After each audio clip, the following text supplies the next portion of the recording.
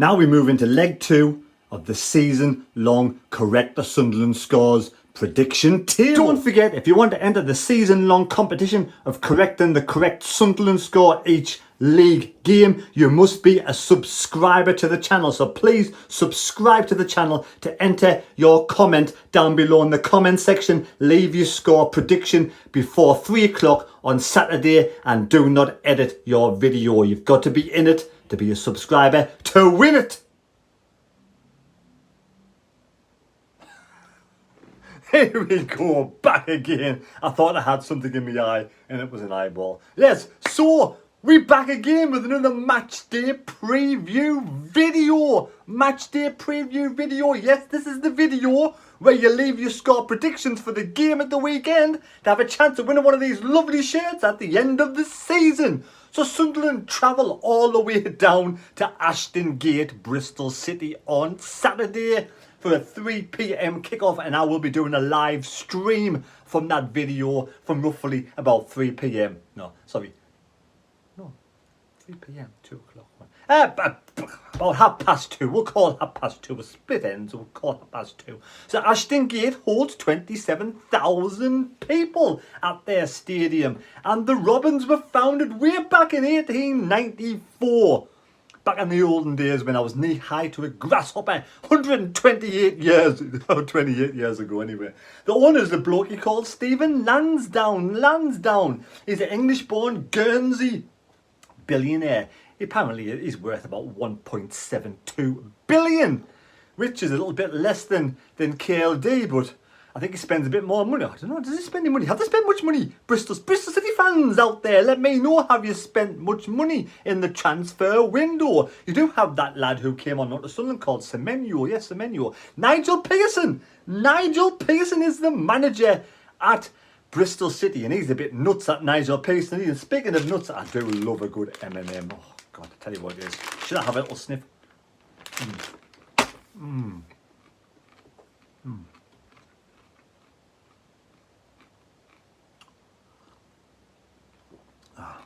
Excuse me, I'm a little bit hungry. I'm feeling a bit nutty today.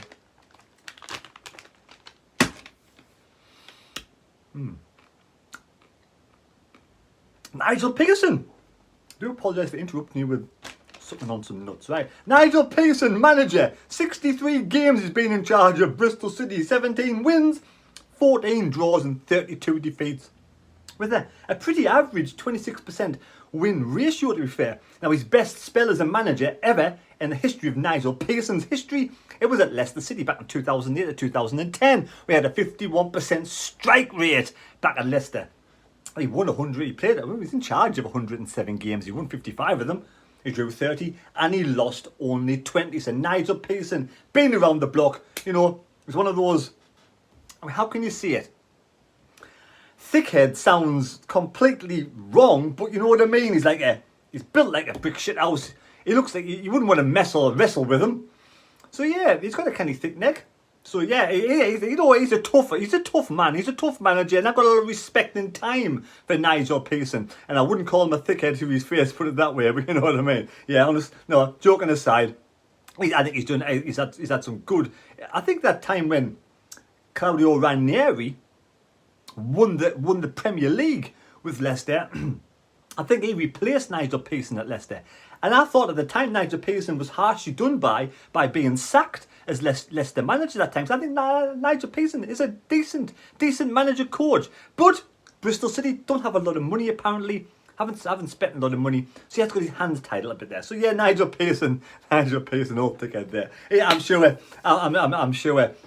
Hopefully, he won't win on Saturday. But anyway, the Hull City. Why are we talking about Hull City? That's right, because Bristol City got beat us in the weekend, 2-1. Hull 2, Bristol City 1. Hull scored in the dying embers of the match. You know, the drags of the game at the end of the game. But before that, Bristol City have had a really good pre-season. I don't even know where I got thickhead from, to be fair. I was thinking of his big, long, thick neck, and like it's like a wrestler, isn't he? Anyway, right, that's enough for Nigel Pearson. So the preview videos about Sunderland versus Bristol City today. So we'll talk about Lost my train of thought now. We're going to be talking about the games before the start of the season. What are they called again? The games before Preseason. Yes, that's Preseason matches. The Preseason matches. Hull had nothing to do with Bristol City in Preseason, but yes, they did beat Bristol City at the weekend. But Bournemouth 0, City 1 was the last game in the Preseason fixtures for Bristol City. And they drew 2-2 with Exeter before that. They did beat Forest Green 3-1. They did beat Plymouth away 1-0. They drew with Portsmouth 0 apiece. They did beat Cheltenham at home 2-0. So they had a really good pre-season. They only drew once and won all the other games. So like Coventry, they had a really good pre-season, unlike Sunderland. But at the end of last season, Huddersfield did beat Bristol City in the final game 2-0 to get into the play-offs, where they didn't do very well. But the game before that, Bristol City beat Hull. That's where it's come from, 5-0. So there we go. Decent side, Bristol City.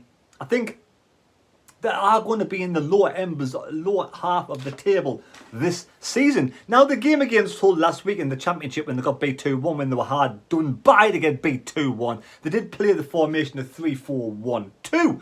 Now, Andreas Weimann scored the only goal for Bristol City, and he's been there, and he's played 143 games for the Robbins, and he's scored 44 goals. So I've got, Weimann. I wanted Weimann to come to Sunderland. I think he's a really good player, and I think we've got to be careful with this bloke on Saturday. He could be dangerous. Along with another oldish guy in the terms of football, 33 years of old, Chris Martin from Coldplay. Chris Martin from Coldplay, he's been playing football for Derby. 186 games he was in charge of Derby, and he scored 65 goals. But now, on his time away from singing, he's played 70 games for Bristol City and scored 14 goals. So Chris Martin, yes, Chris Martin. Oh, is that Chris Brown? Not Chris Martin. I don't know who it is. He's 33 years of age. They're the two danger people up front for Bristol City. We've got to keep those quiet. Now, heads.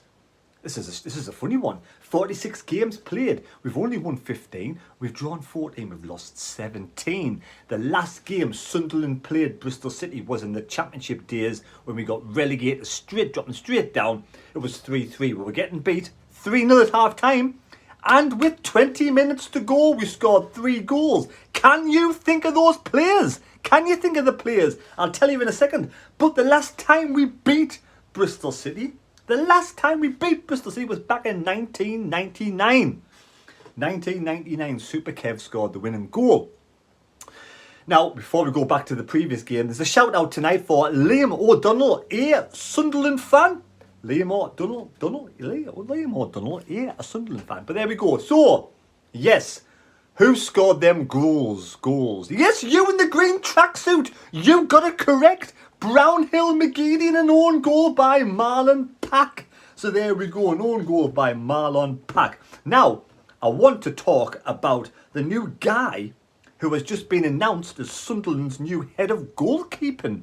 Yes, Sunderland AFC is delighted to announce Alessandro Baccarini as the club's new head of goalkeeping. The 36-year-old arrives at the Stadium of Light following a 3-year spell at Leeds United, during which he was part of Marcelo Bielsa's backroom team that earned promotion to the Premier League in 2020, before working with Jesse Marsh last season. So there we go. I do like that, getting somebody from the Premier League, pluck them out and bring them down to the Championship. That could actually be a good little asset. As first team assistant goalkeeping coach and head of academy goalkeeping, Baccarini worked alongside senior and youth players during his time at Ellen Road. He spent time at Notts County as a player and Nottingham Forest as a performance analyst before undertaking several roles as Nottingham Forest University, including head of football. Baccarini returned to Meadow Lane in 2015 as the head of academy goalkeeping before joining Stoke City as the lead academy goalkeeping coach in 2018. The Italian-born coach will commence work at Academy of Light on Thursday, linking up with Alex Neil's backroom staff ahead of the trip against Bristol City. Yes, and Baccarini says this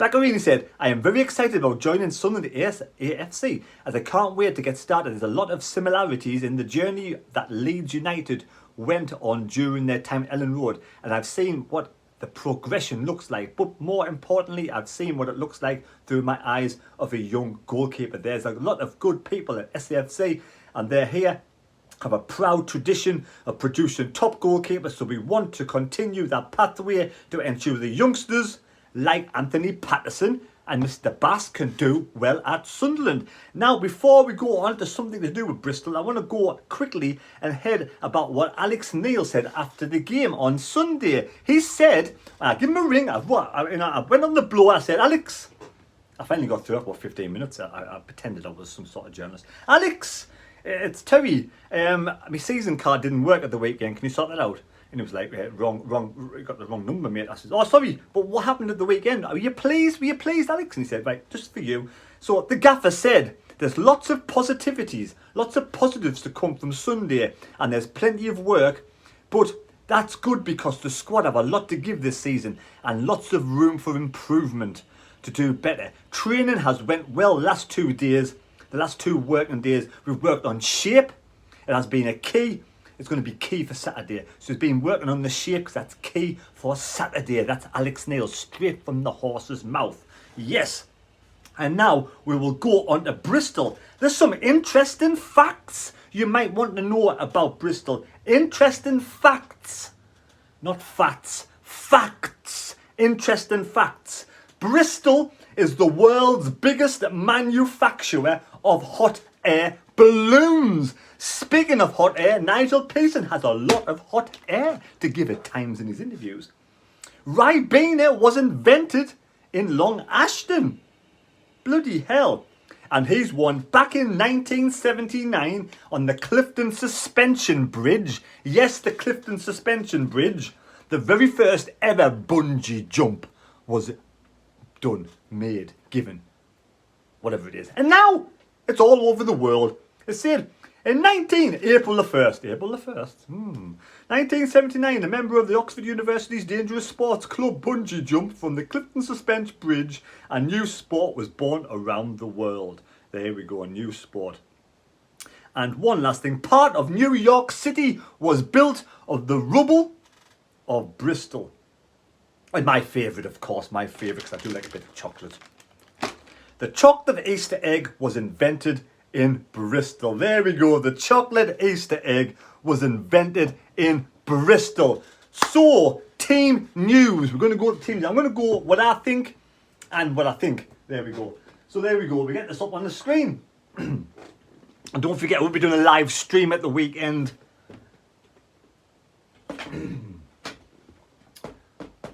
Now, I've got Sunday's team on there. And what I liked about Sunday was the very first 39 to 40 minutes, we dominated the match. We looked really good. We controlled it. We had high press. And I thought we really sort of took the game by the scruff of the neck. And I thought Coventry looked baffled. Looked a bit shaken. Not stirred, but shaken. And I think if the lads, because they're going to improve, because I think our pre-season wasn't as good as other teams. I think there's room for improvement to get the fitness up. Now, if these lads can manage to do that for 45 minutes, a little bit of a breather, and then another 45 minutes with 5 substitutes, I think we could be onto something here. Now, the team, I'd be happy. It wouldn't bother me one single bit if the same team came out again. It wouldn't surprise me in the slightest if we played the same starting lineup again. But I do think Roberts for Embleton might be a wise choice. And also, just to make sure that midfield's a little bit stronger, I think, because someone did mention to me this the other day, and I thought it was interesting. Luke going 9 is a better player when he's already on when he starts a game. I think he's a better player. Well, that's what he said. But I think he's right. I think he's a better player when he starts the beginning of the match than when he just comes on as a sub. So there we go. I think Luke going 9 to make the defense, make the midfield a little bit stronger for Dan Neil. But I wouldn't be bothered one single bit if Neil and Embleton started. Then Embleton and Neil could come on in the second half when some of these lads get tired and their fresh legs might impact the game more. That's just my opinion. So there we go. Now, I know we all want to see the new Ellis Sims start as well. Now again, if he started, it wouldn't bother us, but I do think with 20 minutes to go, if we need a goal or if we draw in 0-0, I do think maybe we should take off Stewart and bring on Sims for the last 20 minutes. Or you could bring on Sims, maybe take off Roberts, something like that for the last 20 minutes and leave Stewart and Roberts on together. Just see how it goes. So there we go. Now we're going to go on to score predictions. Score predictions to win, to be in chance of winning one of those shirts at the end of the season. Now, people who got the correct scores, like I did mention it yesterday, but I missed one or two off.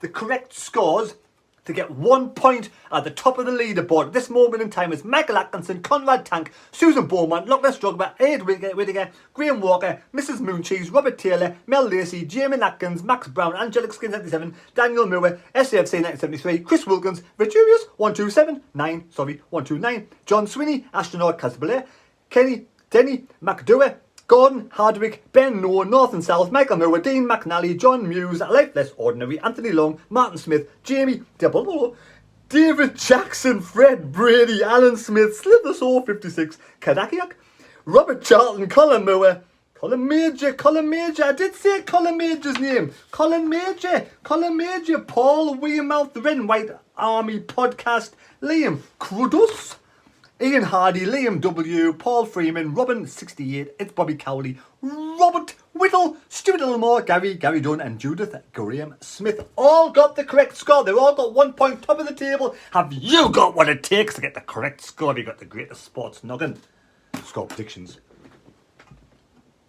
Scores on the doors. I am going to go with, yes, this will tell us how Sunderland are really going to do this season, the first away game of the season. If we can see this game out with a victory, we'll know we're onto something good this season. If we get thumped, then we know we've got a long way to go. We know we've got to bring in more players and make this team a lot stronger. But I'm going to go with exactly what I thought last week,